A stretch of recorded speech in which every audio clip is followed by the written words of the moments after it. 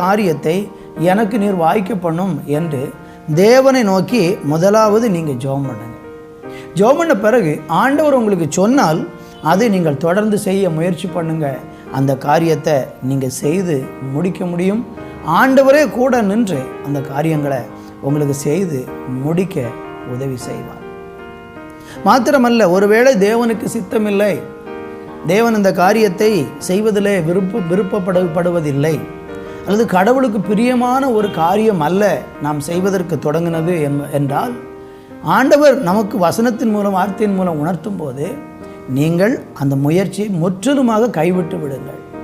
அதை மீண்டும் நீங்கள் முயற்சித்தால் அது உங்களுக்கு இன்னும் அதிக தோல்வியையும் அதிக நஷ்டத்தையும் அதிக இழப்பையும் கொண்டு வந்து உங்களை இன்னும் அதிகமாக வேதனைப்படுத்தும்.